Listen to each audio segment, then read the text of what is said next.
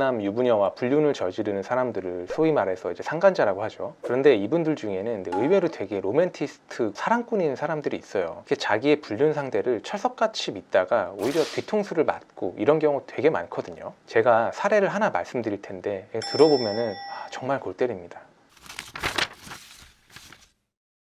안녕하세요. 대한변호사협회 가사법 전문 변호사로 활동하고 있는 조성구 변호사입니다.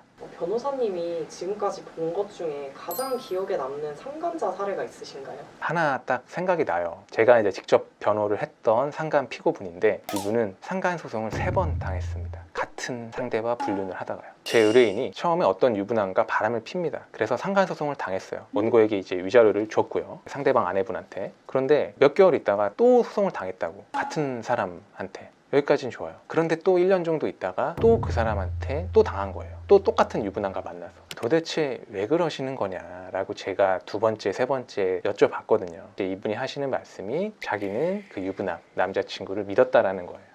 믿을 사람을 믿어야죠. 이 얘기는 제가 조금 이따가 좀 더 구체적으로 얘기를 해보겠습니다. 유부남을 믿다가 상간소송을 2번, 3번 당하시는 분들도 있단 말이에요. 상간자들이 상간소송에서 많이 하는 착각 3가지에 대해서 말씀을 드리겠습니다. 상간자들이 많이 하는 착각, 첫 번째로는 불륜을 저지른다고 해서 법적인 책임이 없을 거라는 착각입니다. 상간소송을 하다 보면 정말 황당한 사례들을 봐요. 상간소송 원고를 변호한 사건인데 원고분이 이제 법무법인에 오셔가지고 상담을 받아요. 그럼 이제 변호사로서 제가 이제 여쭤볼 거 아니에요. 불륜을 어떻게 알게 되셨습니까? 이제 이렇게 묻잖아요. 그런데 이분이 하시는 말씀이 상간녀가 자기한테 전화를 해서 알게 되었다 이러는 거예요. 그게 무슨 말이냐? 상간녀가 전화를 해서 내가 지금 네 남편과 만나고 있다. 그러니까 웬만하면은 네 남편과 헤어져 줘라. 이런 식으로 얘기를 했다라는 거예요. 그래서 이제 어이가 없던 이 의뢰인이 어떻게 그런 짓을 하고 또 그걸 나한테 직접 알리기까지 하냐 이렇게 얘기를 하니까 상간녀 측에서 상관없다. 이제 불륜이 죄도 아니고 뭐 이제 이런 식으로 얘기했다라는 거예요. 이 사안에서 상간녀가 착각하고 있는 거는 간통죄가 없어졌기 때문에 불륜을 저질러도 법적인 책임이 전혀 없다라고 생각을 한 거죠. 물론 간통죄가 폐지가 됐으니까 처벌은 못해요. 하지만 민사적으로 상간소송을 통해서 위자료를 받아내는 거는 가능하거든요. 이 상간자 입장에서는 자기 무덤을 이제 자기가 판 거예요. 2번째는 불륜 상대, 즉 원고의 배우자가 상간소송을 해결해 줄 수 있을 것이라는 착각이에요. 이 착각하시는 분들 정말 많아요. 상간소송을 당해요. 그럼 소장이 이제 우리 집으로 날라오잖아요. 내가 상간녀라고 하면은. 그러면은 어떻게 하냐? 보통 당연히 나의 불륜 상대, 그러니까 원고의 이제 배우자에게 연락을 하죠. 소장을 받았다. 어떻게 해야 되냐? 그러면은 꼭 그때 하는 얘기가 있어요. 내가 해결해 주겠다. 아내를 설득해서 또는 압박해서 소송을 취하하게 해줄게. 이런 식으로 얘기를 해요. 상간녀는 그 말을 믿고 계속 기다리는 거예요. 근데 해결이 안 돼요. 그러더니 어느 날에 갑자기 판결 선고기일 통지서 같은 게 와요. 좀 있으면 판결 내리겠다고 법원에서. 왜냐? 답변서도 안 내고 아무것도 안 했으니까. 상간녀 입장에 이제 이런 분들이 생각을 하는 게 원고의 남편분이 해결을 해줄 수 있을 것이라 생각을 해요. 근데 해결이 되는 사례가 상간소송이 10건이 있다라면은 소송을 취하시키는 사례는 한 건도 되지 않습니다. 아내 입장에서는 너무나 화가 나고 이혼까지도 고려를 하고 있는데 일단은 상간녀에 대해 가지고 소송을 제기를 한 거예요. 그런 다음에 뭐 남편의 반응이라든지 이제 이런저런 거를 보고 본인도 생각을 정리해서 이혼을 할지 말지 결정하고 이제 이러시는 분들이 많거든요. 그런데 이 상황에서 남편이 자기한테 얘기를 해요. 이 여자는 아무 죄도 없어. 내가 잘못한 거야. 소송 취하해줘. 이렇게 얘기를 하면은 아내분의 입장에서 더 화가 나죠. 이거를 소송을 취하해줄 사람이 어디 있어요.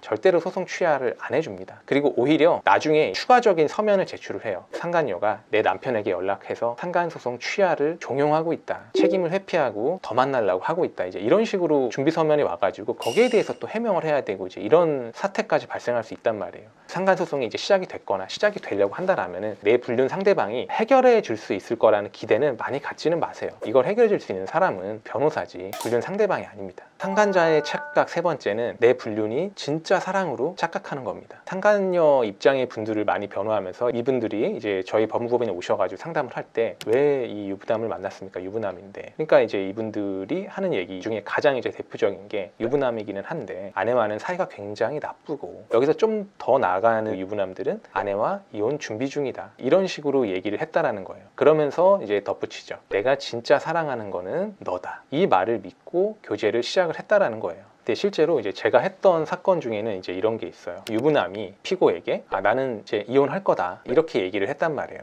그 말을 믿고 불륜 관계를 가졌어요. 본인은 그런 고의가 없었다고 얘기하지만 세상 사람들은 이걸 다 불륜이라고 하잖아요. 그래서 저한테 그런 얘기를 했죠. 이 남자가 이혼을 한다 이제 이런 식으로 얘기를 해가지고 이제 만났는데 알고 보니까 이혼을 계속 하지 않아가지고 지금은 관계가 끝났습니다. 이제 이런 식으로 얘기를 하시더라고요. 그래가지고 저도 이제 법정에서 이제 그런 변론을 했죠. 만난 거는 이제 잘못을 했는데 저쪽에서 이제 이혼한다라고 얘기를 해가지고 나는 지금 그런 줄 알았다 얘기를 하니까 그 다음 재판 때 유부남이 사실 확인서를 써준 거예요. 아내분한테. 나는 이 여자한테 그런 얘기를 한 적이 없습니다. 오히려 이 여자가 저보고 이혼하라고 그랬습니다. 의뢰인인 피고분은 깜짝 놀란 거예요. 아니 저 새끼가 분명히 그렇게 얘기를 했는데 갑자기 어떻게 이럴 수가 있냐. 변호사님 이게 가능해요? 이렇게 물어보는 거예요. 이분 입장에서는 당연히 굉장히 이제 억울한데 사실 유부남의 입장에서 가정을 어떻게든 지키고 싶어요. 자기 아내는 상간녀한테 소송을 했어요. 그러면 아내에게 협조하고 이러는 경우들이 되게 많이 있거든요. 이게 결국에는 상간자인 피고를 이제 배신하는 결과가 된다 손 치더라도 나한테는 가정이 더 중요하다 이제 이런 거죠. 그러니까 피고는 이제 찐사랑이라고 믿고 있었지만 전혀 그런 게 아니었던 겁니다. 또 다른 사례 하나는 상간소송을 3번 당한 사례예요. 상간녀 입장의 분을 변호한 사례인데 이제 피고가 이제 어떤 유부남과 불륜 관계를 가졌어요. 한 1년 정도 만났는데 중간에 이 남자가 이런 얘기를 합니다. 내가 너를 정말 사랑하고 결혼까지 생각을 하고 있기 때문에 곧 이혼할 거다. 이제 이런 식으로 얘기를 했어요. 그런데 몇 달이 지나도 이혼을 안 해요. 그래서 피고가 이제 물어보죠. 근데 왜 이혼을 안 해? 아들이 좀 있으면 이제 수능을 보니까 그것만 보고 나서 이혼할 거야. 수능 봤어요. 그래도 이혼을 안 해요. 그래서 결국에는 유부남을 믿지 못하고 이제 이런 게 되다가 유부남의 아내가 이 사실을 알게 되면서 피고에게 소송을 제기를 했어요. 결국에는 이제 위자료가 나왔어요. 그래서 위자료를 이제 지급을 하고 제가 이제 얘기를 했어요. 그때까지도 유부남과의 관계가 완전히 끊어지지는 않고 있었던 상황인 것 같아서 관계는 확실히 끊어내셔라. 이렇게 하다가 또 소송 당할 수도 있는 거다. 말씀을 드렸어요. 알겠다고 했어요. 그랬는데 몇 개월 있다가 연락이 오더라고요. 상간소송을 또 당한 거예요. 그 뒤로 유부남이 다시 피고에게 찾아와서 나는 이번에는 진짜 이혼할 거다. 그러니까 나랑 다시 만나자. 이렇게 얘기해서 만났다라는 거예요. 황당하잖아요. 그 소송도 이제 변호를 했어요. 마무리를 짓고 나서 제가 이제 이분한테 다시 신신당부를 했습니다. 절대로 다시는 만나지 마라. 이거는 진짜 아닌 것 같다. 그랬는데 이제 1년 뒤에 또 연락이 왔어요. 또 소송을 당했다는 거예요. 또 똑같은 유부남이랑 바람을 핀 거예요, 이분이. 아니 그래서 지금 어떻게 이럴 수가 있냐고 내가 그랬죠. 그러니까 이제 이분이 이번에는 진짜 억울해요 변호사님 이러는 거예요. 내용을 들어보니까 이번에는 이제 이 유부남이 아내랑 진짜 이혼을 했다라고 피고에게 얘기를 했다라는 거예요. 이제는 진짜 유부남이 아니구나. 이제 이혼을 정말 했구나라는 생각에 다시 만났다라는 거예요. 근데 알고 보니까 이게 거짓말이었어요. 유부남을 믿다가 상간소송을 3번이나 당한 거예요. 황당한 일이죠. 믿을 사람을 믿어야 된다는 게 이런 말입니다. 상간자 입장에서 불륜 상대방을 너무 믿고 이게 찐사랑이다. 이 사람은 나를 위해 줄 것이다. 라고 생각을 하시는 분들이 종종 있는데 찐사랑, 찐불륜은 거의 없습니다. 이거를 꼭 생각을 해주세요.